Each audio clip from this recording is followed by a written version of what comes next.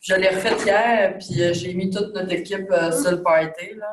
J'ai rejoint l'ambiance de travail trippant, puis j'ai comme fait un petit concours, tag notre perle rare, puis tu peux gagner 25 $, mais à matin, j'avais à peu près 6-7 CV. Ouais, c'est bon. C'est juste changer le. Hier, t'as fait ça?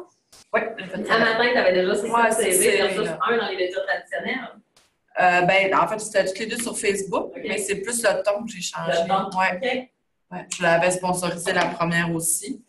Je l'ai arrêté là, quand j'ai vu que ça ne marchait pas partout. Elle était même pas. Elle était partagée, mais pas beaucoup de clics, tout ça. Fait que je l'ai cancellé. Puis là, j'ai refait hier, puis le matin, ça avait plus porté fruit. Des fois, c'est comme le ton aussi. Ah oui, vraiment. Oui. Fait qu'il faut pas se dire, ah, ça marche pas, j'affiche pas mes posts sur Facebook, de toute façon, ça marche pas. Je ne sais pas combien de fois que j'ai partagé, que j'ai publié moi, pour les autres emplois. Sérieux, là, ça a été long en tabarouette avant que ça se mette à bouger. Ça a dû prendre quasiment 2 mois avant qu'on se mette à recevoir un CV. OK. T'as-tu essayé des... J'ai tout essayé. OK. Là, Emploi Québec, le journal, Facebook sponsorisé. J'étais rendue à appeler à des places que je ne savais même pas que ça existait dans la ville d'Allemagne. Mais tu sais, le marketing RH, on pourrait en faire un cours juste de ça. Ah, c'est fou. C'est assez... Peu importe les postes que j'ai ouverts la dernière année, ça faisait tout le temps sur un CV. Ah, c'est fou. Non, mais ça marche pas, là. Tu peux pas avoir un CV, tu sais, t'as pas de choix, là. On n'est pas dans le même domaine, puis on a le même problème. Ah ouais, tout ça nous en prenait 15 en plus. Tu sais, quand t'en manques 15, là, t'as 2 CV, là, t'as pas grand choix. Tu sais, t'as pas le choix de prendre tout le monde qui passe. Là. L'allure ou pas, t'as pas le choix. T'sais. Mais dans une mauvaise situation, comme entreprise. Mais ça, je vous dis, on peut en faire un cours complet juste de marketing RH. C'est la culture d'entreprise, tu sais, comment on attire les gens, comment on les garde. C'est ça, c'est un cours de 12 heures, juste ça, là, puis 12 heures, je pense que j'en aurais pas assez. Mais il y a vraiment un terme qui s'appelle marketing RH. Aujourd'hui, on ne fait plus du recrutement, on fait du marketing RH. Ouais. Il faut vendre notre entreprise, vendre notre culture d'entreprise, aller chercher le pourquoi les gens font ça, qu'est-ce qui fait que ça serait des bons employés pour d'autres. C'est vraiment, là, on n'est plus dans le, on affiche un poste, on a 100 CV. Il faut quasiment que tu fasses du marketing à l'interne pour les garder. Aussi. Ah oui. Oui. Ça ne mesure pas, faire un sentiment d'appartenance. Ça sent bon. Oui. Ah oui. C'est un autre beau thème. Fait que pour le plan marketing, y en a-t-il qui ont des questions? Ça va être vraiment l'utilisation. Hein? Ça va être vraiment en le faisant là, que vous allez vraiment comme bouillonner et avoir plein de questions. Fait que, mais ça vous intéresse-tu de le faire? Ça vous stimule-tu? Oui. Avez-vous le goût? Oui. Oui? Oui? Super. Maintenant, l'image de marque. Qu'est-ce que ça vous dit, l'image de marque? Le branding. C'est la première, c'est l'image que vous voyez. C'est le coup d'œil, là.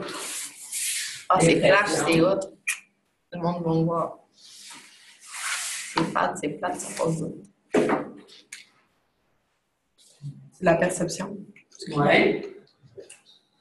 Est-ce que vous êtes fiers de votre image? Oui.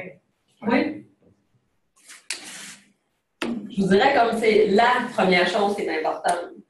Si vous avez des logos, vous avez un site web, vous avez des dépliants, mais vous n'avez pas le goût de les montrer à personne. Vous n'avez pas le goût de les placarder partout, là, parce qu'ils ne sont pas à votre image, ils ne sont pas selon vos valeurs d'entreprise, ils ne vous ressemblent pas.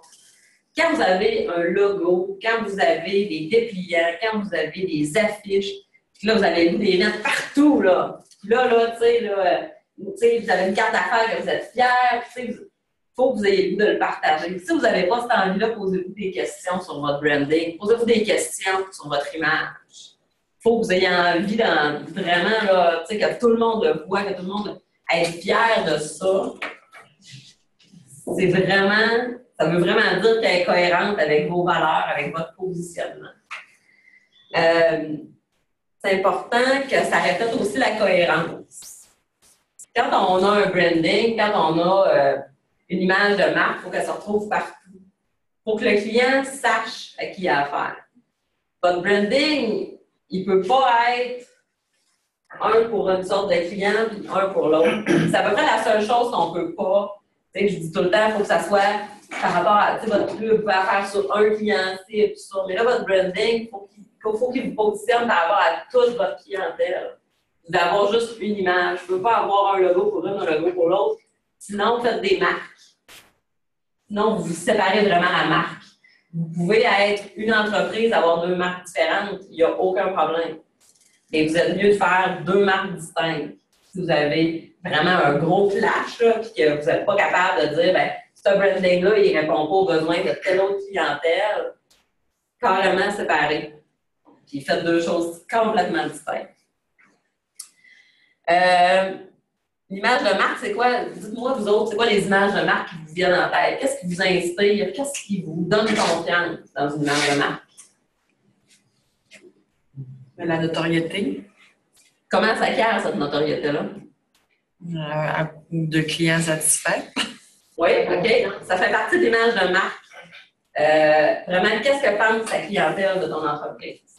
C'est vraiment partie prenante de l'image de marque, ça. Je dirais aussi la cohérence. En fait, si on revient, mettons, au logo, là, la cohérence du logo, tu sais, je ne sais pas si vous avez vu le mien. Moi, ce qui m'a surpris, en fait, c'est à quel point les gens m'en parlent. Que mon logo, comme, il fit avec ce que je fais. Il est simple, il est clair. Fait que je pense que peu importe, en fait, peu importe les logos, tu sais, comme le McDo, il n'attire pas vraiment à la fin, mais il y a le M qui est très défini, qui est très... Je ne sais pas comment l'expliquer, là, mais je sais que tout passe dans notre choix de forme, de ligne, de dessin, de couleur, de tout ça. C'est ça. Moi, de un, ça m'a surpris à quel point les gens s'en rendent compte qu'ils nous en parlent. Puis de deux, ben c'est ça, il faut qu'il soit cohérent, sinon il passe inaperçu, même si on le placarde partout.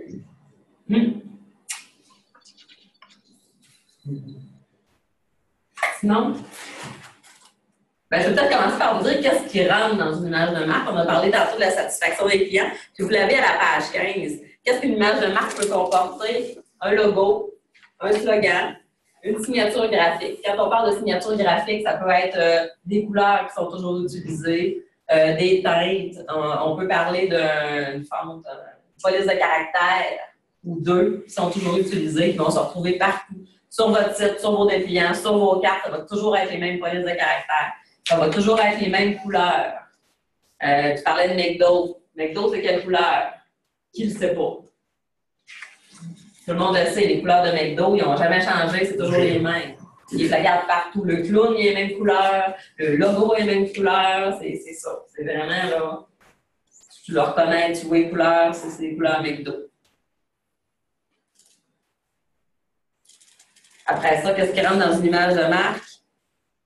Le packaging de produits, aussi l'emballage, la façon de rendre les choses belles. Tu sais, est-ce que c'est un bel emballage? Est-ce que vous connaissez les coffrets du Royaume? Oui. Ben, tu sais, dans le branding, c'est une belle petite boîte en carton avec un ruban, avec une belle étiquette. Les étiquettes, ça ne demande pas. Est-ce que mon client est prêt à payer pour que mon étiquette soit dans un size qui n'est pas régulier? Non. Ça fait partie de deux images de marque. C'est les étiquettes avec le size qui n'est pas régulier, qui est là. C'est le ruban sur le dessus. C'est la boîte en carton qui rappelle un peu le côté écologique, même si ce n'est pas du tout écologique. Tu vas ouvrir ta boîte, il va y avoir des trucs dedans. Il y a le transport, il y a tout. Mais ça amène à des valeurs que le client cible aime quand même. Fait que, tu sais, ça fait vraiment partie de l'emballage, ça fait partie de leur image de marque. Tu ne pourras pas recevoir une boîte carrée comme quand tu commandes sur Amazon. Tu sais, avec du tape et tout croche. Non, Amazon, c'est vite, rapide, pas cher. Ils ne mettront pas le prix dans l'emballage. Quand je parlais, c'est important de respecter notre positionnement. L'approche client, le service à la clientèle, ça fait partie de notre image de marque. Vous ne pouvez pas avoir une entreprise où est-ce qu'il y a des hauts standards de qualité puis votre image de marque, vous voulez vous positionner comme étant sérieux, professionnel, puis avoir des employés tout croche qui te tutoient, puis qui, quand tu vends une image de marque qui est prestigieuse, tu ne peux pas, ça ne marche pas. On parle de cohérence. Il faut que les employés qui soient là vous voient. Si on amène un certain standing dans l'image de marque, on l'amène partout. On l'amène dans le service à la clientèle, on l'amène dans la ligne éditoriale aussi qu'on va avoir dans nos publications. Ça peut faire partie de notre image de marque. Le ton de nos publicités, le ton de nos promotions, ça peut être tantôt, faut-tu que j'utilise le mot de mon client. Ça dépend de ton positionnement, puis ça dépend de ton image de marque aussi que tu veux amener. Est-ce que tu veux que ton image soit celle de tes clients? Est-ce que tu veux que ton image soit au-dessus? Tu sais, c'est vraiment une question de comment je me positionne. Si on parlait tantôt de qu'est-ce qui me rend unique, bien, ça peut être ton positionnement qui te rend unique. Après ça, bien, la réputation et les avis des consommateurs font aussi partie de l'image de marque. Donc, qu'est-ce que les gens en pensent? Quelle évaluation on donne? Ça fait partie de ton image de marque aussi. Donc, une fois qu'on sait ça, est-ce que vous avez en tête des images de marque qui vous plaisent, que vous aimez, qui vous motivent, qui vous inspirent? Nike. Nike. Apple. C'est des images fortes. Comment ils en sont arrivés là, eux autres? Comment ils en sont arrivés à avoir ce branding-là qui est recherché? Apple, il y a des gens qui achètent pour leur branding. Ils n'achètent même pas le produit, ils achètent le branding. C'est vrai, là. Ils ont une grosse équipe marketing. Il y a une grosse équipe marketing, oui. Ils ont réussi à gagner la confiance de leurs clients. Oui. Quand tout le monde disait que ça ne marcherait pas, surtout si on parle d'Apple, là. Quand tout le monde disait, voyons, on voulait avoir un nouveau système d'exploitation qui n'est pas compatible avec rien de ce qui existe. Mais le prestige a amené leur prix. Pas sûr que ça coûte vraiment plus cher qu'un autre, mais le prix amène un prestige, amène le fait qu'il y a une qualité perçue derrière le produit, il y a une esthétique, il y a un design qui fait que tu vas payer juste parce que tu veux la petite pomme, juste parce qu'il est beau esthétiquement. On était très innovateurs aussi. Oui, on était très innovateurs. Puis même s'ils sont, tu sais, les téléphones, là, ils sont plus en avance, là. Ils viennent de sortir un qui est water résistant, il n'est même pas waterproof. Ça fait combien de temps qu'Android le fait? Ils sont même plus si innovateurs que ça, mais leur réputation les précède. Fait que la réputation dans l'image de marque, ça peut être important aussi. Mais sinon, je te demandé si vous pouviez m'envoyer vos logos et tout ça. Je te l'envoyer. Hein? Je te l'ai envoyé tantôt. Ah, ben, Je l'ai vu. parce que j'aurais aimé ça dans mettre quelques-uns, tu sais, pour vous les présenter. Regarde. Je vais prendre le téléphone et le mettre en avant, tiens. Est-ce que vous avez des questions sur l'image de marque? Est-ce que vous avez envie qu'on en discute plus ou pour vous, c'est quand même assez clair l'importance que ça a? Puis, Nous autres, on vient de passer à travers la refonte complète là, de l'image. C'est tout un processus. À tout bout de champ, il y a un logo qui apparaît de l'ancien. Puis c'est vraiment beaucoup de frais. Là. Fait que quand vous le faites, faites-le pour que ça perdure quand même. Un certain temps, nous autres, BRP, ils nous disent 10 ans. Quand tu le refais, ils prévoient qu'aux 10 ans, il va falloir que tu... OK. Moi, ce que j'ai dit le dernier cours, je me permets de leur dire parce qu'il y a des gens qui ne s'en rappellent peut-être plus ou qui n'étaient pas là. Ce que j'ai dit, c'est qu'un logo, habituellement, on le revoit aux 3 à 5 ans. Pas le changer complètement, mais revoir, on peut changer la police, on peut changer les couleurs. On ne change pas tout en même temps, mais on l'actualise. Pour que tu ne te réveilles pas demain matin et que 10 ans après, ton logo il est complètement out. Puis là, tu es obligé de le changer du tout au tout, puis que les clients ne le reconnaissent plus. Fait que l'idéal, c'est toujours comme une petite amélioration continue. C'est sûr que ça se fait, là, de changer complètement. Mais actuellement, ça prend de bonnes raisons pour faire ça. Là. Soit tu veux changer de clientèle, soit tu veux, tu sais, justement, ça allait, tu sais, oublier ton logo, tu ne l'as jamais mis à jour. Mais ça choque des fois les clients, des fois il y a des gens qui ne reconnaissent pas la marque. Par exemple. Ils viennent tout m'aider. Ça n'a pas été négatif. Là. Mais nous autres, on voulait marquer le changement de propriétaire. Puis Ben, c'est ça. Il y a quelque chose. Le virage plus techno aussi qu'on prenait. Plus souligner notre présence en ligne, aller chercher les plus jeunes. T'sais. L'autre logo, il y avait 25 ans. 20-25 ans. Ouais. Qui avait fait son pain, il nous avait servi. Mais peut-être que le logo, il n'aurait peut-être pas fait son temps s'il aurait été amélioré aux 3 à 5 ans. Si aux 3 à 5 ans, il aurait été actualisé dans des couleurs plus actuelles, par juste l'écriture plus actuelle. Peut-être que tu l'aurais vu, tu aurais fait comme oui, on garde ça, c'est sûr. Fait que ça dépend toujours. Puis un logo, en fait, ce que j'ai dit aussi la dernière fois, c'est qu'il y a des critères pour rentrer dans un bon logo. 3 couleurs et moins. Ou le moins de couleurs possible. Il faut qu'il soit déclinable en noir et blanc. Il faut qu'il soit beau encore quand il est petit. Parce qu'on ne sait pas, tu sais, dépendamment de où est-ce qu'il se retrouve, il faut qu'il soit beau quand il est petit, il faut qu'il soit beau quand il est gros. Il faut, il y a plusieurs critères comme ça. Idéalement, les couleurs, il faut qu'ils soient associées à ta clientèle cible. Des fois, il y en a qui sont associés à des émotions, tout ça. Je peux vous envoyer un lien si vous voulez. Là, sur le groupe Facebook, quand t'es là, il y a un lien que j'aime beaucoup. Il y a des gens qui ont étudié vraiment ton logo, dépendamment dans quel domaine t'es, si c'est des femmes ou des hommes, ta clientèle cible, quelle couleur il devrait avoir.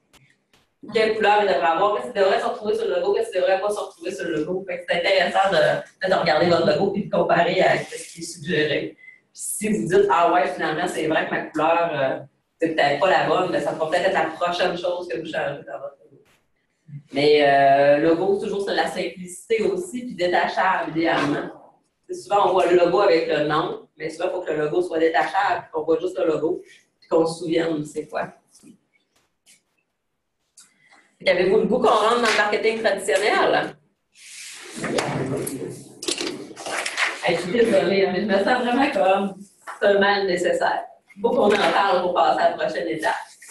Désolée, mais c'est le même que je me sens. Je me sens, tu sais, le marketing traditionnel, c'est un cours de marketing web. Je voudrais que je suis un peu mal à l'aise de parler de ça, mais d'un autre côté, il semble que c'est comme la base. Il faut que j'en parle un peu pour qu'on puisse passer à l'étape suivante. Aussi, c'est sûr qu'une bonne stratégie marketing, là, vous avez comme votre plan marketing simplifié. Une bonne stratégie marketing n'a pas juste un canal. C'est rare les entreprises qui vont faire que du web, qui ne toucheront pas du tout au marketing traditionnel. Souvent, ça prend un amalgame des deux. Ça prend une bonne complémentarité entre les deux. Il y en a qui vont faire que du web, là, mais c'est extrêmement rare. Même les gens qui me disent qu'ils font que du web, quand je regarde, des fois, ils ont des dépliants, ils ont des cartes d'affaires, puis ils vont dans des salons. Là, tu es dans le marketing traditionnel aussi, finalement. T'sais, fait que souvent, on ne peut pas vraiment passer à côté.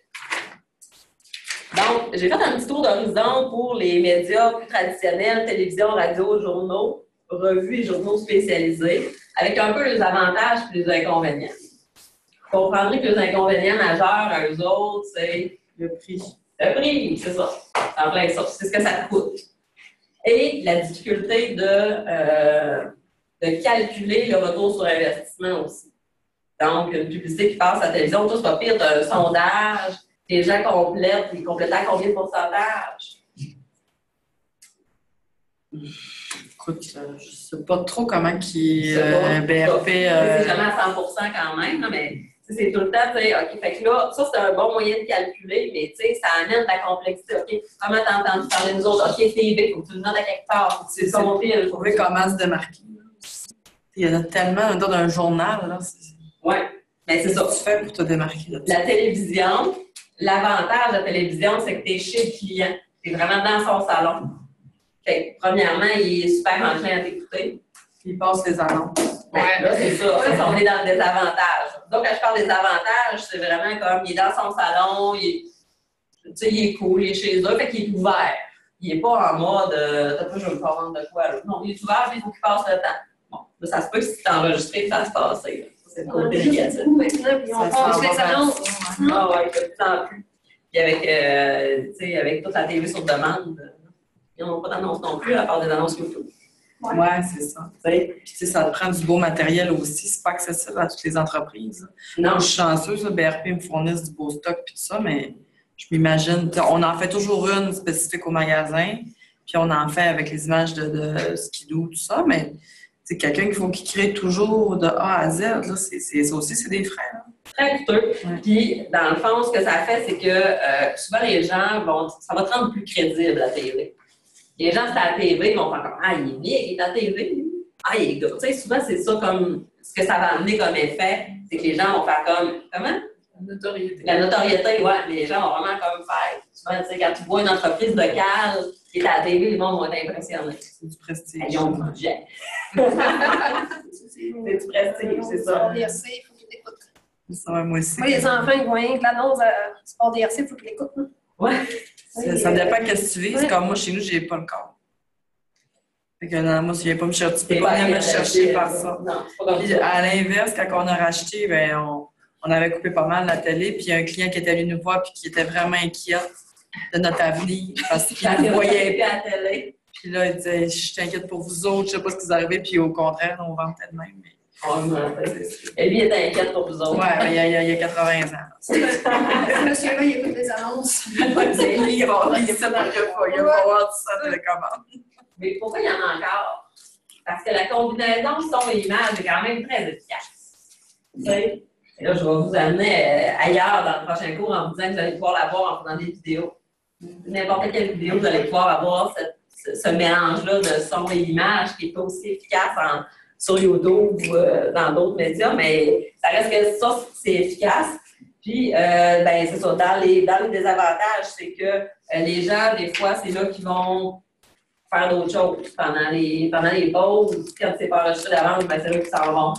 C'est là qu'ils vont chercher un café, qu'ils vont faire le bain, ou ils vont discuter entre eux. Fait que, l'attention n'est pas constante. De là où est-ce que quand tu fais de la pub télé, il faut vraiment que tu ailles chercher l'attention par un son, par quelque chose qui va faire pop, là, parce que sinon, elle va passer complètement inaperçue. Puis, ben, c'est ça. C'est dispendieux, puis le monde, ben, de moins en moins, ils écoutent. Au niveau de la radio, la radio a vraiment ses auditeurs fidèles. Fait qu'on est capable de savoir, est-ce que je vais faire une pub à Kik, est-ce que je vais faire une pub à Radio X, est-ce que je vais faire une pub à Énergie, Rouge FM, c'est pas le même public cible. Et les gens qui écoutent la radio sont souvent très fidèles. Donc, les gens qui écoutent la radio écoutent la radio. C'est rare que quelqu'un va écouter à moitié, tu sais, va écouter un peu de radio. Tu sais, souvent, les gens vont écouter la radio pendant qu'ils travaillent ou carrément d'autres choses. Puis, les gens qui écoutent la radio, souvent, vont avoir un poste. Donc, c'est lui qui va écouter. Il y a la répétition aussi. C'est souvent très court, la radio, c'est des 15 ou 30 secondes, mais ça se répète souvent. Fait que vous allez juste entendre des fois quelque chose, puis vous allez dire, ah oui, ça, c'est cette annonce. Mais il faut qu'elle se démarque, parce que sinon, ça risque de passer inaperçu, parce que souvent, les gens ils vont faire autre chose, ils vont conduire, ils vont être dans leur voiture ou ils vont travailler. C'est rare que tu t'assoies et tu fais comme, bon, on va écouter la radio. Je connais personne qui fait ça. Peut-être ton monsieur de 80 ans.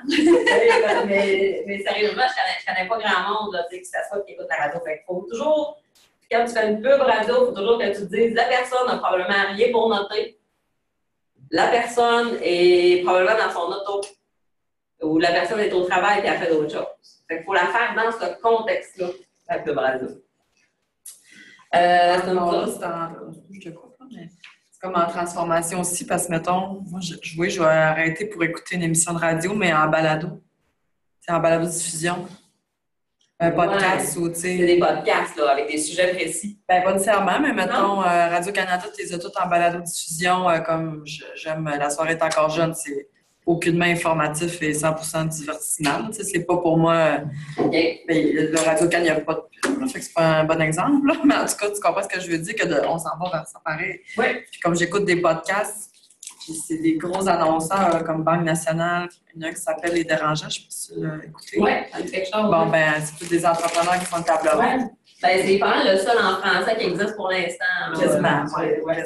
Puis c'est ça, c'est des gros annonceurs qui présentent ça, là. C'est Desjardins, Banque Nationale, des gros bureaux d'avocats, puis si ce monde-là se tourne vers ça, c'est que la radio, ça en va aussi comme le journal, tout ça. Ouais. Faire d'autres Mais choses. souvent, c'est spécialisé. Le monde va écouter dans les podcasts ou va passer vers la diffusion. C'est vraiment des trucs spécialisés sur l'entrepreneuriat, sur des sujets précis, sur le marketing. C'est vraiment hyper précis. Fait que tu es capable encore plus de cibler ta clientèle. Ouais. Fait que pourquoi c'est Banque Nationale, c'est des avocats, c'est la caisse? Ouais. Parce que c'est un podcast pour les entrepreneurs. Qu'est-ce qu'ils ont besoin des entrepreneurs? Et qu'est-ce qu'ils ont besoin des entrepreneurs? D'une banque, d'un avocat, puis d'un comptable. C'est ça, fait que on dit aussi que la radio, dans le fond, la durée de vie du message est très courte. Donc, souvent, les gens, une fois qu'ils vont avoir entendu, si le besoin n'était pas déjà éveillé et qu'ils n'étaient pas déjà en train de vouloir s'acheter un matelas, par exemple, ils vont dire, ah oui, je vais aller là pour m'acheter un matelas, ça va être oublié, là. Ils se rappelleront probablement pas que s'il y a un moment donné, 6 mois après, ils veulent un matelas, ils se rappelleront pas que vous avez passé à la radio. Puis ça, non. Fait que c'est très court. C'est ça. Au niveau des journaux, ce qui est intéressant, c'est que c'est concentré au niveau géographique. Si votre clientèle n'est pas au Québec au complet, mais qu'elle est vraiment géographiquement concentrée, ça peut être intéressant pour ça. Ça amène une certaine crédibilité. Puis il y a des sections spécialisées, si vous êtes dans le cahier à faire ou dans, qui peuvent amener un certain ciblage encore plus précis de votre clientèle. Par contre, dans le journal, je l'ai dit tantôt, c'est d'être vu. Qu'est-ce que vous faites, vous autres, quand vous lisez le journal? On passe les pages d'annonces. Hein? On regarde les articles. C'est rare là, que tu vas t'asseoir dans un journal et tu vas regarder toutes les annonces. Je ne sais pas qui fait ça. La personne qui a des temps, comme les activités, ça sort en début septembre, ben moi, je vais regarder le journal qui est les activités qui m'intéressent. Parce que je sais qu'à chaque entreprise, mettons, faire du judo, la natation, les horaires, c'est toute la va être dans le journal. Ben oui. Ouais. Fait que là, ça va être un gros coup à mettre dans le journal parce que tu sais que toutes les personnes qui veulent faire une activité, ben ils sortent toujours les. Oui. Fait que là, dans le fond, on peut y aller plus quasiment plus un cahier spécifique. Là. Mais non, tu fais, mettons, au début septembre, qu'est-ce que tu as des activités? Les autres annonces. Tu le sais, dans le fond. Ah non, juste là, en janvier. Okay. Ça, tu le sais, dans le fond, dans ton publicitaire, tu vas avoir les. Tu sais, avec ton journal, tu vas avoir les choses de la ville qui vont te dire c'est quoi, puis là, tu vas avoir comme toutes les publicités parce que tu t'intéresses à ce qui se fait. Parce que tu t'intéresses et tu sais que les gens vont publier là, mais tu les vois. Fait que ça, dans ce genre de cas-là, tu as bien beau pas vouloir en faire, si tu sais que tes compétiteurs y sont, c'est difficile de ne pas y être. Même si tu n'y crois pas, c'est une décision qui est dure, là. De dire, j'y vais pas, mais je sais que mes compétiteurs vont tous y aller. Moi, je suis dans le Lac-Saint-Jean cette semaine. C'est la première fois depuis 1 an et demi que j'en prends un, puis je l'ai vraiment pris. Parce que là, elle faisait un cahier motoneige, puis tous mes compétiteurs étaient là. Ouais. Donc, je l'ai pris par. J'étais quasiment pris, là. Ah ouais. Ah ouais. T'es obligé parce que t'es compétiteurs. 500$ dans le feu, Ouais. Ben, en fait, c'est même pas 500$ dans le feu, c'est 5$ pour pas te démarquer, mais pour pas que tes compétiteurs se démarquent. Ouais, c'est ça. Surtout ça. Puis au moins, j'aurais pris le gros, mais elle avait vendu le gros à son sport. Fait que là, le gros, ça m'aurait coûté 800, mais au moins, ça aurait été le plus gros. Là. J'aurais un petit carré. Il restait un petit carré. Vu que j'ai dit tout le temps non, mais elle l'a pas fait en premier. Mais dans le fond, si on se met dans l'autre sens, elle a fait une bonne job. Parce qu'il fallait qu'elle vende, elle, en tant qu'entreprise, il fallait que, en la représentant de publicité plutôt, mais dans le fond, elle a créé comme un besoin, pas un besoin, mais oui, mais non, tu sais, je veux me débarquer. Elle m'a voyé dans le bateau.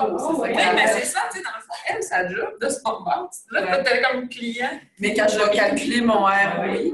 Mais c'est intéressant de voir à ce moment-là.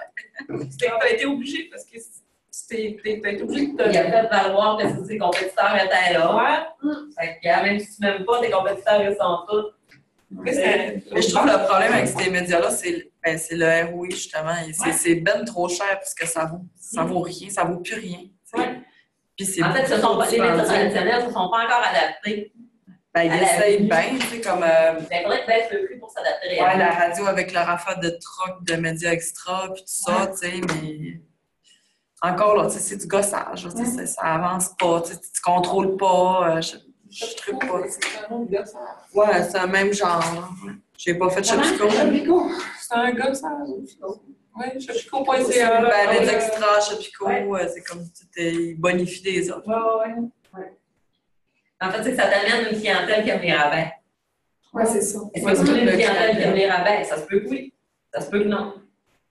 C'est pas la plupart de ta clientèle généralement, mais si tu es capable d'aller chercher un peu de clients là-dedans, mais tu fais tout. Mais est-ce que c'est des clients que tu veux avoir? Ça, c'est une bonne question. Est-ce que c'est des clients que tu veux avoir? Il faut que tu sais, comme, mettons, si on parle de Chopico, là, je trouve que ça s'applique bien à des services ou à des, tu sais, comme dans un détaillant. Oui, c'est quand un item, là, un détaillant comme une boutique, tu as un item, il faut que tu sois capable, même 50 il faut que tu sois capable d'avoir une marge de 50 pour l'offrir. C'est un peu.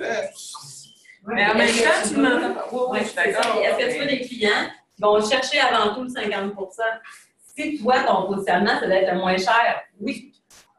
Si ton positionnement, c'est d'avoir la meilleure qualité, non. Tu veux pas avoir les clients qui vont toujours chercher le rabais. Ça peut que ce soit des clients que tu veux pas. Dans ce cas-là, il ne faut pas que tu sois là-dessus. Comme toi, tu dois être trop spécialisé pour un site comme ça. Ben, ma compétitrice le faisait, c'est parce que à un moment donné, j'avais des commentaires de clients. Puis justement, tu sais, les premiers qui sont arrivés qui me disaient Ah, mais regarde, l'autre est sur Shopico. Puis, OK. Puis là, j'ai commencé à étudier un peu c'était quoi, puis comment ça marchait. Puis, non, moi, j'en veux pas. Ce monde-là, excusez, allez, regarde, c'est clients de même. Moi, de toute façon, je ne fais pas ça comme marge. Tant mieux si tu es capable de se permettre ça. Mais après ça, moi, les clients rentrent chez nous. C'est même pas cher. Ben, c'est ça. Mon prix régulier, il n'est pas boosté. Ouais, j'ai travaillé autrement, mais je l'ai vécu avant de faire l'analyse et d'arriver à ma conclusion de non, je n'en veux pas de ces clients-là. En fait, c'est pas que je veux pas de ces clients-là. Je l'ai mis de l'autre sens. C'est plutôt, je veux l'image plutôt que les clients qui viennent chez nous. Puis que notre image, c'est vous avez le bon prix. Au prix régulier, vous avez le bon prix. T'sais, on ne va pas booster ou on va pas. Si j'ai un deal, ben, je vous le donne. T'sais, il est déjà en spécial. Si moi, je l'ai eu un spécial chez mon fournisseur, ben, je vous le mets en spécial. Au lieu de dire, hey, je vais vous faire un gros rabais de 50 %. Mais moi, en tant que cliente, ça me donne l'impression que, OK, ça veut dire qu'hier, quand je suis venue, qui était pas 50 %, cet item-là, les payer trop les cher. payer trop cher, exactement. Fait que, je veux pas, je me suis orientée autrement après ça, depuis 2 ans, justement. Mais maintenant, je suis vraiment, puis je suis très à l'aise quand il y a des gens qui me disent « Ah, t'es pas sur des affaires de même. » Non, parce que je fais même pas ça comme marge. Tu sais, c'est comme, c'est quoi que tu veux? Tu veux que quand tu as besoin de quelque chose, tu viens chercher. Parce que c'est souvent des choses, les gens, écoute, mon cheval vient de péter mon licou. J'en ai besoin d'un licou, ben, j'attendrai pas qu'il est en spécial. Tu sais. Je vais aller le chercher. Mais si je vais chez Cédric Eleganza, je sais que je vais le payer de bon prix, selon la qualité. Puis je n'aurai pas un prix trop cher pour ce que je veux. Mais ça dépend toujours comment vous êtes positionné. Parce que si tu fais toujours des rabais, c'est sûr que la clientèle va attendre que tu sois un rabais avant d'acheter. C'est sûr. Voyons, on n'est pas fous, là. La clientèle n'est pas folle non plus, c'est ça. C'est un peu comme chez Costco. Moi, je m'inspirais beaucoup aussi du Costco. Tu sais, quand tu vas chez Costco, tu as le principe de. Les gens ils disent, si tu le vois, tu le prends là parce qu'il n'y en aura peut-être pas demain. Tu n'attendras pas qu'ils soient en spécial. Ils font pas souvent ils font des petits spéciaux sur des systèmes réguliers, mais j'aime bien leur faire philosophie. Mais c'est ça. Il y a des entreprises qui vont d'un rabais à l'autre. Justement, la tendance de vente, est-ce que c'est leur prix réel ou est-ce que c'est un rabais? Puis il y en a que tu le sais que tu vas attendre, non, je n'achèterai pas là parce que de toute façon, après Noël, ça va être à 50 %. Je vais attendre après Noël. Comme les magasins comme Gap et Banana République, là, comme t'achètes jamais ça à plein prix. Là. Toi et moi, il y a un 40-50 % de rabais, tout le site. C'est qu'un autre dans le positionnement, c'est à rabais. D'après moi, leur marge est plus que 50 % là, fait que c'est pour ça qu'ils peuvent se le permettre. Là. Nous autres, en tout cas, je le vis un petit peu parce que là, avant, il y avait des gros bookings qui se faisaient, puis là, ils liquidaient beaucoup la marchandise en fin de saison. T'sais. Je le vois que les clients sont mindés. Ils te disent des rabais, tu sais, là. Ouais. On va attendre à la fin, il va être à rabais, mais là, cette année, je les ai pognés, j'ai coupé les bookings pas mal, puis peut-être qu'il l'aura plus, tu sais. Parce que je veux qu'il se pogne à. Hey, il l'a pas eu, j'aurais dû le prendre, tu sais. C'est une très bonne idée de faire des promotions. Mais il faut toujours les faire. Si c'est des promotions récurrentes, est-ce que je peux me permettre, on en parlait pendant l'heure du dîner, est-ce que je peux me permettre? Oui, pas de problème. Oui. On en parlait, elle a des promotions qui sont récurrentes en janvier et en septembre. Donc, tout le mois de janvier et tout le mois de septembre, c'est des promotions. Mais à chaque année, c'est les mêmes promotions qui reviennent. Ce qui fait que ça devient, en tout cas, à mon sens, ça devient le prix régulier. Même si on dit que c'est en promotion, ça devient le prix régulier de janvier et le prix régulier de septembre. Donc, les gens sont habitués à ça. Ça ne fera même pas wow! Non, c'est le prix, c'est normal en janvier de payer ça, puis c'est normal en septembre de payer ça. Donc, les gens, ils ne seront même pas contents, ils vont s'attendre à avoir le rabais. C'est pas ça qu'on veut créer avec la promotion. Donc, à un moment donné, quand tu le crées, c'est comme pogné avec. De un, tu es pogné avec. Parce qu'ailleurs, ils donnent le rabais. Mais de deux, ouais, c'est là que j'en venais. De deux, c'est que si tous tes compétiteurs le font, c'est un peu mal pris. Fait que soit tu te démarques complètement, que tu fais complètement autre chose de sauter pour tes promotions, soit que tu embarques dans le moulin et que tu fais la même affaire que tes compétiteurs. Il y a toujours les deux visions, mais ça se planifie. Mais parce que tu peux mettre ta promotion au mois de mars, mars-avril, en fait, au mois de novembre. promotion. Parce que mettons, les clients dans le domaine de la santé, souvent, les gens vont s'entraîner, mettons, bon, pour perdre du poids. Bon, à la fin de l'été, ils se sont rendus compte qu'ils ont pris 10 livres. Bon, là, en septembre, ils veulent tout maigrir, fait que là, ils coupent tous les gyms. C'est ça que ça fait. Ouais. Puis là, après les fêtes, là, bon, nouvelle résolution. Là, oui, on s'entraîne pour maigrir. Fait que je peux pas mettre un rabais au mois d'avril ou bien au mois de... C'est là que les gens vont... Le plus de quantité de gens qui viennent s'entraîner, c'est en septembre puis au mois de janvier. Fait que si je les prends pas là, ben, je perds le lavant. Pourquoi tu mets des rabais si c'est de toute façon là qu'ils vont s'inscrire? Ben, il y en a qui vont s'inscrire chez vous parce que c'est une moyenne gang qui vont... Oui, ils aiment ça le service, la qualité de ça, mais en plus parce qu'ils ont des rabais, parce qu'il y a une moyenne gang aussi que des fois, on a donné qu'on n'a pas donné de rabais. Puis il y en a, on a perdu quand même des clients, quand même une bonne masse, qui sont allés où il y avait les meilleurs rabais, tu sais. Mais tu sais, c'est quoi ton prix d'habitude versus le prix des autres? Il y a plein d'affaires. Il y en a que pour 20$, ils vont y aller faire le détour. Ah, pour 5$, 5$, ils vont faire le c'est détour. fou, Même si on a des meilleurs services, Mais c'est de la les qualité. prix réguliers sont-ils Ils pareils? sont plus bas que les autres, un peu, tu sais. Mais Mais c'est pour le c'est même pour dire prix, que- est-ce qu'il y a quelque chose qui te dépasse en fait ton service de ce que tu offres versus l'autre? Je à Québec, on est finalement, il y a quelqu'un qui se fait préparer. Bien sûr. Ça suscite beaucoup d'intérêt, les rabais, les promotions. Là, puis, on pourra en reparler dans le module 4, c'est les bonnes pratiques. Fait qu'on va en reparler là, mais c'est sûr qu'il n'y a pas juste une façon de voir les choses. Et c'est sûr que quand il y a des rabais récurrents, les gens attendent le rabais avant d'acheter. Fait qu'il faut être conscient de ça. Ça, c'est certain. Fait que si on revient dans nos moyens traditionnels, il y a les médias spécialisés qui sont les revues, les journaux spécialisés. Les désavantages, ben, c'est que ça coûte cher encore là. Puis souvent, il faut le planifier longtemps d'avance. Tu sais, c'est des magazines spécialisés, souvent, ils vont avoir 4 parutions par année ou 6, mais pas bien plus.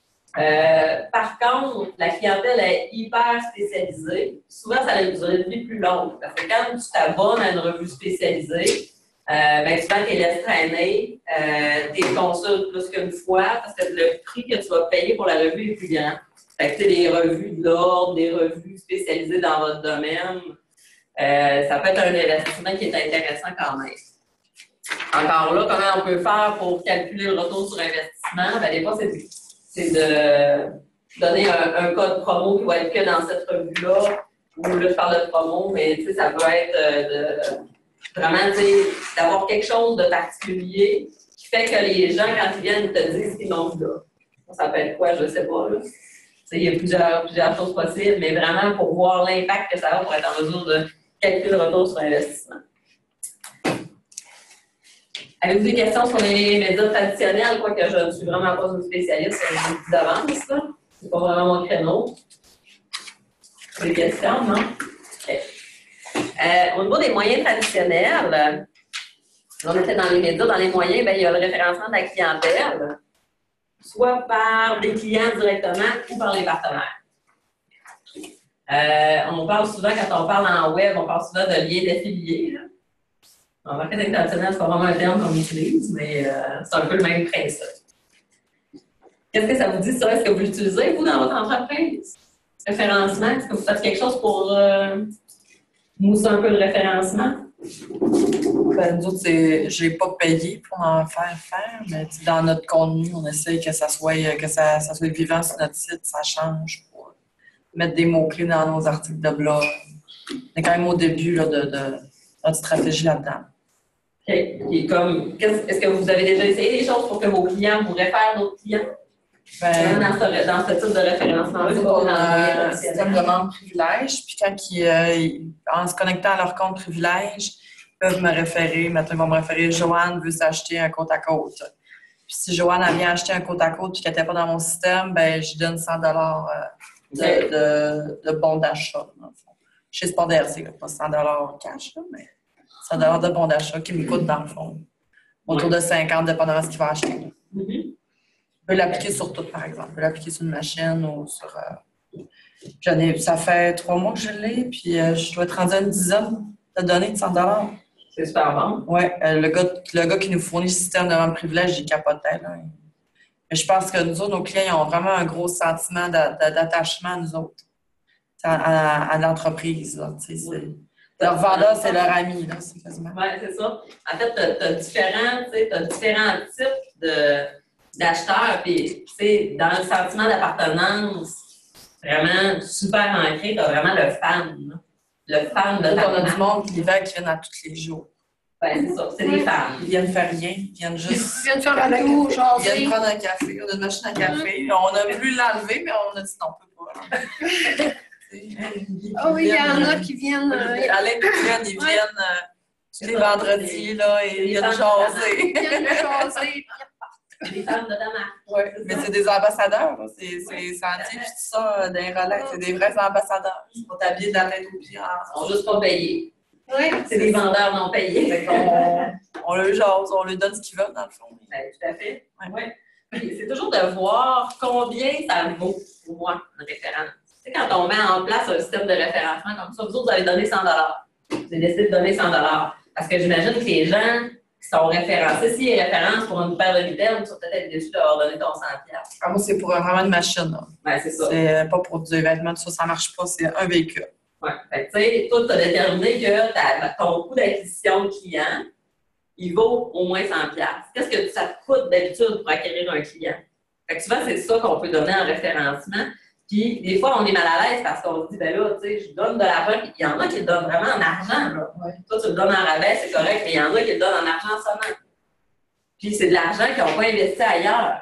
C'est de l'argent que tu n'as pas investi dans ta pub. Fait que c'est pas grave de l'investir, cet argent-là, mais des fois, ça fait plus mal au cœur à l'entrepreneur parce que tu dis, hey, je prends de l'argent de mes poches, puis je donne.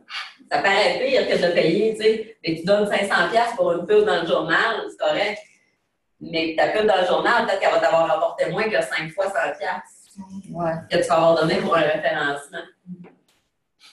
Ouais. Ben oui, comme là, les points privilèges, tu sais, ils cumulent des points, puis ils cumulent 5, 10, 15 % sur chaque achat qu'ils font. Au début, je capotais, là. Après, Privilège, c'est vraiment. je suis rendue à comme 10 000 de ristournes à distribuer, là. Ouais. Mais tu sais, je me suis dit, dans le fond, ils vont pas tout le dépenser. Ça, c'est ils une vont, stratégie pour faire dépenser plus ton client. ouais, ils vont peut-être acheter plus, puis ça les attache chez nous, au lieu qu'ils aillent chez la compétition qui est. Tu sais, on est 4 concessionnaires pour 200 000 habitants, mais à Montréal, ils sont combien de millions, puis ils sont genre 4 concessionnaires aussi. Fait que, tu sais, le prorata, fait que ça attache mes clients chez nous.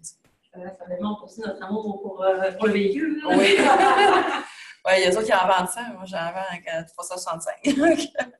Mais c'est ça, fait que, tu sais, c'est vraiment. Ça, tu sais, fait que les formules de référencement peuvent être différentes.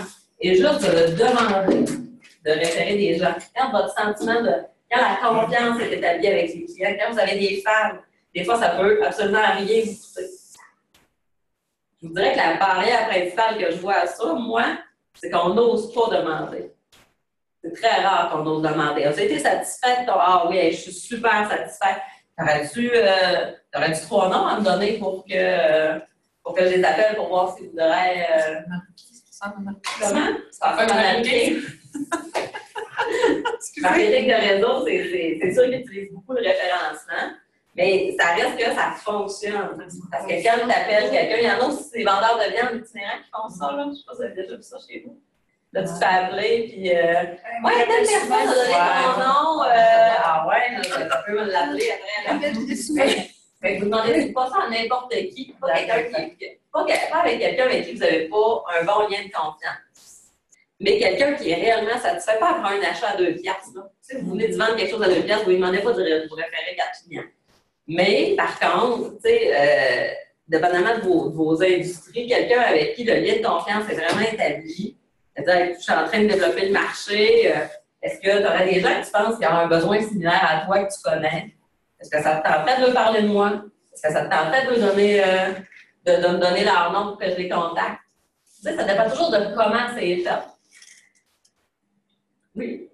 Mettons, là, justement, dans les traitements de pelouse, il y en a là, que ça fait, mettons, depuis 1999 qu'ils sont avec nous autres. Là. Ouais.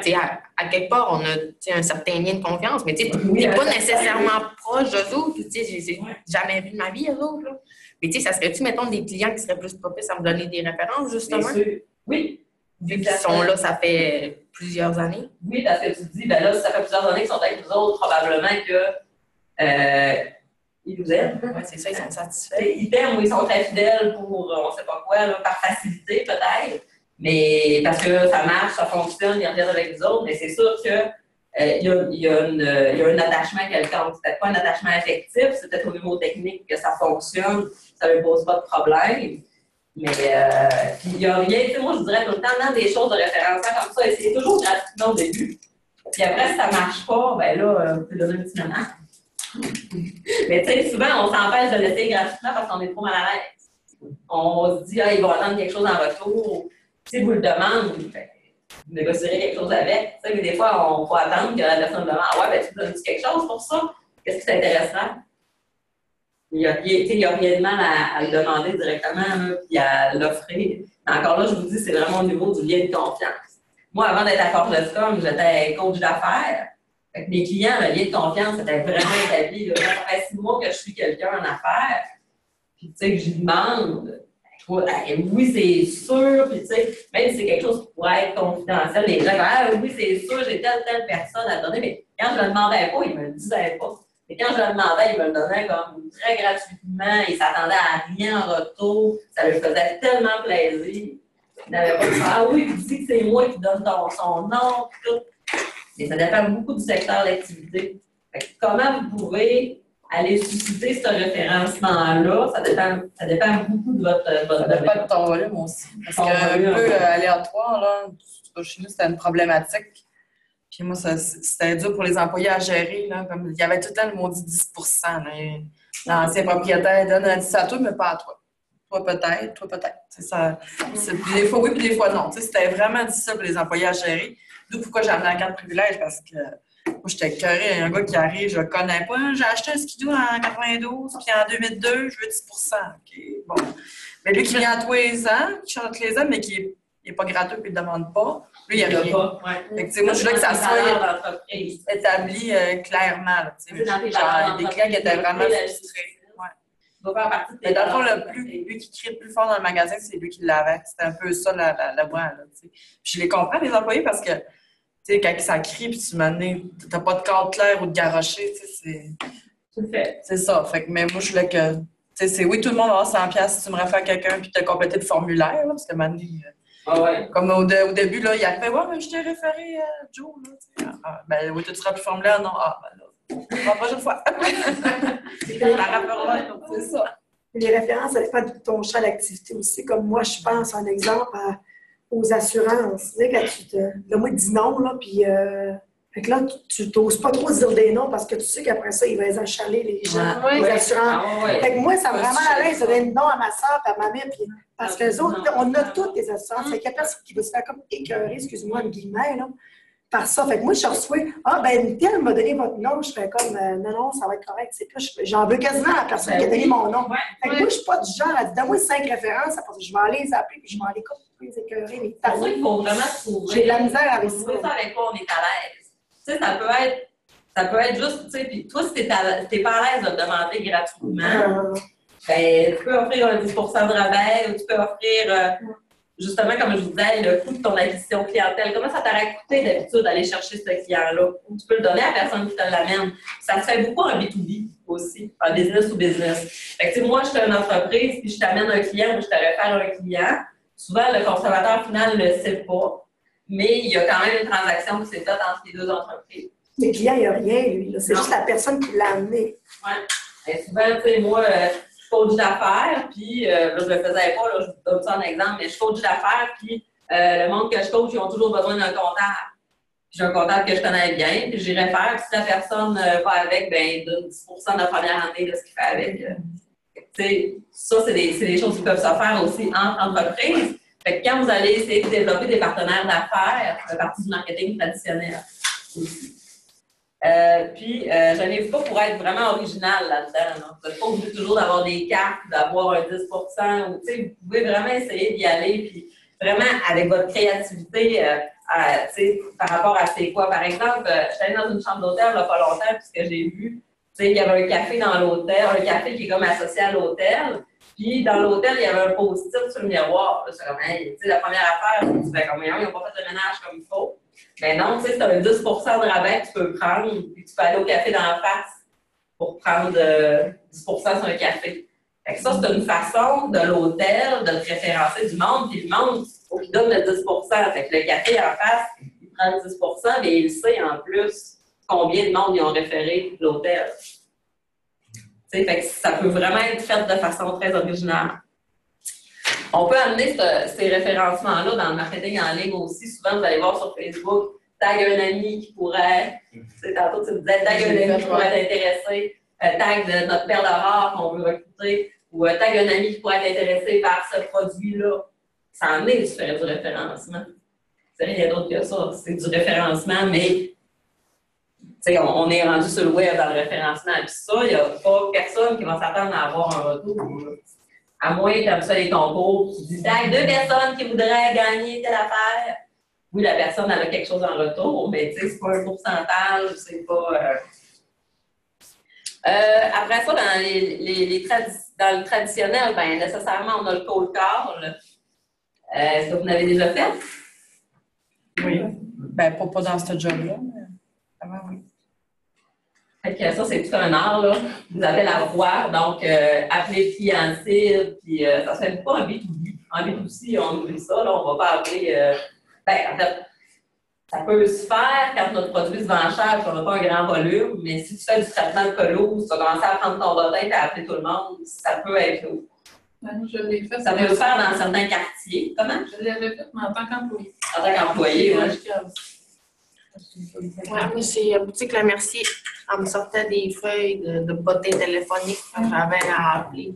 Et puis j'en avais, là. Puis c'était pas tout du monde qui veut le savoir. Pas du linge en spécial, là. Quand tu fais ça, il faut que tu sois prêt à te faire dire non. Mais Traitement de pelouse, c'était quelle pourquoi ça entreprise? existe encore? Belle pelouse. C'est belle pelouse. Je pensais vous dire verdure. Il y a En bord de encore ça, qu'au corps, là. Je Mais pensais que t'étais pour verdure. Non, du tout, on fait jamais d'appel. pourquoi ça se fait Verdure, eux encore? autres, c'est du harcèlement.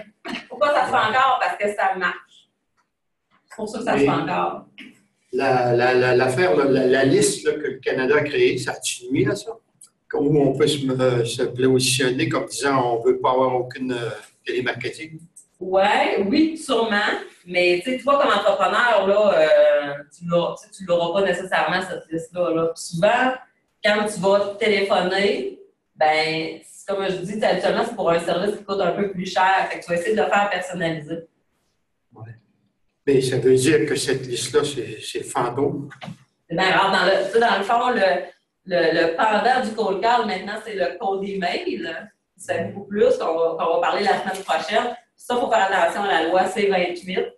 Par contre, quand tu fais du code email, la loi C-28 ne s'applique comme pas parce que ce n'est pas du email de masse que tu fais. C'est un email pointu envers un client qui serait peut-être intéressé. Fait que même, il faut que tu sois allé chercher, il faut que tu aies obtenu son adresse courriel de façon légale. Donc, il faut qu'elle soit sur un site Internet, il faut qu'elle soit disponible à quelque part. Mais si tu la trouves et qu'elle est disponible sur un site Internet, tu as le droit d'y écrire. Quand tu fais du B2B, c'est assez facile. Tu n'as pas besoin de te conformer à cette loi-là. Il n'y a pas de problème. C'est toujours à savoir comment tu as obtenu l'adresse. Comment tu as obtenu son numéro de téléphone. Si tu l'as obtenu pas légalement, ben, tu n'es pas dans une voie où tu as obtenu un numéro de téléphone privé en demandant à plein de monde, là, c'est peut-être là où le problème se pose. Si tu l'as obtenu dans un bottin téléphonique, ben, il n'y a rien qui t'empêche, de prendre le bottin Le téléphonique. numéro est public, il est public. C'est ça. Et comme le courriel, si lui, il te le donne, si tu signes quelque chose, ben, il est venu chez vous, il te l'a donné. Pour la loi C-28, ben, il faut que tu lui dises pourquoi. Explicite. Fait que si lui, tout ce qu'il fait, c'est qu'il met son adresse parce qu'il participe à un concours, mais qu'il ne sait pas que tu vas lui envoyer un courriel. Il y a une phrase C'est vraiment qui accepte. Moi, je te le suggère pas, ça. Je te suggère vraiment de dire, d'écrire un petit caractère en bas, en inscrivant mon courriel, j'accepte de recevoir des nouvelles. Il y en a qui vont plus loin, c'est qu'il faut vraiment que tu coches pour être sûr que tu l'as lu. Tu n'es pas obligé de mettre la petite case, dans le fond. Si tu mets un petit caractère. Il faut que ça soit assez explicite. Il n'y a pas encore beaucoup de jurisprudence, ça c'est nouveau. Là. Fait que, tu sais, là. Joue avec le feu. Non, mais il faut que tu t'assures que le client l'a lu. Mais s'il ne lit pas, ben, tu sais, en même temps, après ça, chaque courriel de masse que tu envoies, il faut que tu aies quelque chose qui dise que la personne peut se déconnecter. Il faut que tu y offres la possibilité à chaque courriel que tu lui envoies de se déconnecter. Fait que si ça, tu l'as, puis là, finalement, il ne l'avait pas lu, ben, probablement qu'il va juste se déconnecter de ta liste, puis il n'y aura pas d'autre chose. Après ça, ben là, tu as le public reportage. le publipostage, l'inscription dans des bottins, des registres, des associations. C'est sûr que si vous avez des associations professionnelles, souvent les gens, le grand public les connaît, puis vont aller chercher dans ces associations-là. Ça peut être faire partie de la Société des fabricants régionaux, tu sais, d'être capable d'être trouvé. Bon, c'est ça. Après ça, ben, c'est sûr que là, il y a le réseautage, le bénévolat, l'engagement dans une cause qui est super efficace, surtout ici, là, ça reste vraiment des moyens qui sont vraiment efficaces. C'est juste quand vous réseautez, demandez-vous, est-ce que je le fais comme parce que j'ai du plaisir à réseauter ou je le fais pour aller chercher de la clientèle ou je le fais pour développer mes compétences d'entrepreneur, tu sais. Si vous voulez savoir est-ce que ça vaut la peine que j'aille réseauter là, demandez-vous, premièrement, c'est quoi mon objectif? C'est qui va être là? Puis, ça va être quoi le résultat de tout ça, dans le fond? Tu sais, tu peux décider d'aller réseauter parce que toi, tu aimes ça, aller dans les 5 à 7, puis c'est ton seul objectif. Puis ça te fait connaître du nouveau monde. Puis en même temps, ça fait parler de toi. Fait que tu vas avec cet objectif-là. Si quand tu vas réseauter, ton objectif, c'est d'aller acquérir des clients, ben il faut que tu y ailles à la place où tes clients sont. Si l'objectif, c'est de développer tes compétences d'affaires, ben il faut que tu ailles rencontrer des gens qui sont dans des endroits où est-ce que ça va être vraiment des entrepreneurs qui ont des compétences. Fait que, c'est vraiment, parce que souvent, c'est facile, il y a des gens qui disent, ben moi, je vais être connu dans mon milieu, fait que je réseaute. Puis finalement, ils se rendent compte, après un an, qu'ils ont payé, souvent en plus, là, il y a beaucoup de réseautage qui n'est pas gratuit, qui ont payé ici et là plein de réseautage. Ils auraient pu mettre ces 500$ là en publicité. Facebook qui leur aurait rapporté quelque chose, mais là, ils ont finalement presque perdu leur temps, leur argent à les réseauter, puis au final, ça ne les a pas rapporté grand-chose. Mais c'est très c'est dans les coutumes quand même d'aller réseauter. Il faut se faire voir, il faut réseauter. Mais c'est intéressant de vous demander c'est quoi mon objectif quand je le fais, puis c'est quoi que ça me rapporte. La commandite, c'est la même chose. C'est beaucoup ancré dans notre culture. Aussitôt qu'on grossit un peu, on se fait demander des commandites. Je ne dis pas de ne pas leur donner. C'est une belle façon de se faire voir, mais c'est toujours de demander qu'est-ce que ça me rapporte. Vous n'êtes pas obligé de le dire de même à la personne qui vous le demande, là. Mais dans votre tête, vous demandez qu'est-ce que ça me rapporte? Est-ce que ça me rapporte quelque chose? Pourquoi je le fais? Est-ce que je le fais parce que je crois à la cause dans laquelle je donne? Est-ce que je le fais pour avoir de l'activité parce que ça va toucher directement ma clientèle cible? Ou est-ce que je le fais juste pour démontrer que je suis impliquée et investie dans ma communauté pour augmenter ma notoriété? Puis après, demander toujours à la personne, il n'y a rien de pire que donner une commandite, mais pas savoir qu'est-ce qu'ils vont faire avec. Comment on peut la faire rayonner ensuite? Comment on peut la faire, tu sais, je te donne 500$ en commandite, mais qu'est-ce que tu me proposes comme visibilité pour ça? On s'entend qu'une commandite, c'est pas un don, là. Alors, on a quelque chose en échange. C'est toujours possible de négocier, souvent même quand ils ont des beaux petits plans, là. Souvent, c'est possible de négocier, d'être en premier, de se faire nommer au micro, essayez toujours d'en négocier un peu plus, tu sais. Si vous donnez des produits alimentaires, ben ça vous prend des petites cartes. Vous en donnez souvent, mais ça vous prend des petites cartes à côté. Ceci est un don pour que les gens le voient, pour que les gens le savent. Fait que toujours d'essayer de voir comment vous pouvez amener ça à un autre niveau. De demander à la personne à qui tu donnes une commandite, ben pas de problème, mais on va prendre une photo, on va mettre ça sur Facebook, tu vas taguer tes amis dedans, pour essayer de faire rayonner le plus possible cette commandite-là, pour que le 500$ investi soit vraiment un investissement et non juste un don. Offrir des conférences, animer des kiosques dans un salon, participer à des salons, des événements, des formations. Bien, ça, c'est un petit peu la même chose. Hein? C'est vraiment de toujours vous demander c'est quoi mon objectif, pourquoi je le fais, comment je peux le faire de façon originale. Aussi, quand on parle de des salons, tu pourrais sûrement nous en parler même plus que moi. Là. Comment on se démarque dans un salon, comment on fait voir notre entreprise. N'oubliez pas de ramasser les courriels. C'est sûr, n'oubliez pas de ramasser les courriels, mais surtout, tu sais, si je fais un concours, tout ça, comment ça peut être relié à ce que je donne, à ce que je fais? Comment je peux faire, vous posez la question, comment je peux faire vivre l'expérience à la personne pendant que je suis dans le salon? Est-ce que je peux lui faire vivre une expérience qui l'apporterait à susciter suffisamment d'intérêt pour venir me voir, pas juste avoir des dépliants tout le temps? As-tu quelque chose à nous... Il faut avoir de l'argent, puis souvent les concours, il faut qu'ils réfèrent à ta page Facebook ou à venir te revoir en magasin, tu sais. Donne les choses, mettons, rabais à l'Expo Habitat, mais il faut que tu viennes dans mon commerce pour avoir droit au rabais. Tu veux conclure une vente tout de suite, là, mais c'est vraiment les concours, les prix spéciaux, puis l'entre-gens. Tu sais, il y en a qui vont dans leur commerce, comme tu dis, dans leur kiosque. Dans leur pièce qui reste en arrière. Ben, ils attendent, tu sais, que le monde vienne les voir, c'est pas ça. Il faut que tu aies envie, il faut que les gens aient envie de te voir. Puis comment se démarquer, c'est pas toujours cher, tu sais. Je pense à une sexologue que j'accompagnais, tu sais, à un kiosque, ben, pourquoi tu gonfles pas des condoms? C'est niaiseux, mais tu sais, ça te coûtera pas grand-chose, mais tu sais, tu te promènes dans un salon, tu trouves des condoms gonflés, ça se peut que tu te poses des questions, tu te dis, qu'est-ce que c'est ça? Ah, c'est une sexologue, tu sais. On avait une boutique mobile, là, et on a un cheval en plastique, à grandeur nature. Et quand on allait dans les festivals, ben, je le plaçais en avant, comme au festival à Chambord. Puis les gens, on était comme au fond d'une espèce de L. Puis les gens prenaient faisaient le détour parce qu'ils pensaient que c'était un vrai. Fait qu'ils partaient, puis ils venaient prendre des photos avec ils tenaient sa laisse. Puis ils se trouvaient drôle de prendre des photos avec le cheval en plastique parce qu'il a l'air d'un vrai. Fait que là, toi, tu peux dire, tu sais, ben, en fait, tu aurais pu essayer de le faire vivre sur Facebook, par exemple. Ça. Fait que, tu sais, si vous publiez sur Facebook votre photo que vous venez de prendre avec votre cheval. Les vidéos en direct. Comment? Les vidéos en direct, là. Moi, tout cela que j'ai vu tout cela des entreprises, là, j'ai tellement trouvé que ça pognait. Là, ah oui, oui. Ça, c'est sûr que les gens, ils veulent pas le savoir, ils veulent le voir. Ouais, c'est ça. C'est magique. Fait que là, il est 2 heures. Donc, je n'ai pas terminé au complet parce qu'on n'a pas parlé des outils traditionnels, mais c'est correct. Je ne sais pas si vous vous rappelez, le premier cours, j'avais dit on va embarquer dans les outils traditionnels, dans les premiers traditionnels, mais ça se peut qu'on ne les voit pas au complet. Ça dépendait combien de temps on passait sur la marque. Donc, le prochain cours, ce que je vous suggère, c'est de commencer avec les outils traditionnels, à moins que vous me dites que vous avez encore un 15 minutes. Nous autres, on peut pas. Non, bon, c'est ça. Fait qu'on va commencer avec ces outils traditionnels-là. Puis la semaine prochaine, si vous voulez amener un portable, une tablette, un téléphone, quelque chose, ça pourrait être intéressant parce qu'on va je vais vraiment vous parler d'outils.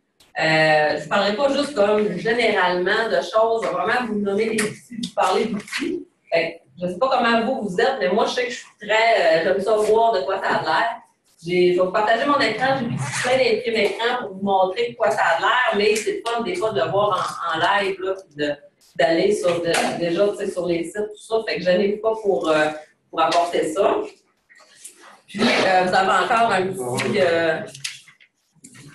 un petit formulaire à compléter aujourd'hui pour dire comment vous avez apprécié la journée. Si vous n'avez pas le 5 minutes pour le compléter, vous pouvez le faire puis le rapporter la semaine prochaine si vous voulez. Mais c'est sûr que si vous avez voulu prendre de 5 minutes, ça va être apprécié aussi. Je remercie beaucoup les gens en ligne. Vous allez avoir le formulaire de satisfaction en courriel. Puis, j'ai comme pas eu le temps, je vous prends tout le temps pour faire ça, j'ai pas eu le temps de vous demander qu'est-ce que vous avez retenu aujourd'hui, mais si vous avez encore un 2 minutes, je prendrai, c'est des gens qui peuvent me dire qu'ils ont retenu du cours. Peut-être en ligne qu'on n'a pas entendu du cours. Non, ils veulent pas, ok. Et vous, qu'est-ce que vous avez retenu de particulier de ce cours-ci? De fixer sa stratégie, prendre le temps de faire sa stratégie. C'est-à-dire, planifier les organisations. quantifier. L'important d'être précis. Ouais. Ben, comme la dernière fois, ben, si vous avez le temps de faire vos travailler un petit peu dans les outils que je vous ai remis, merci beaucoup. Et à la semaine prochaine. Merci.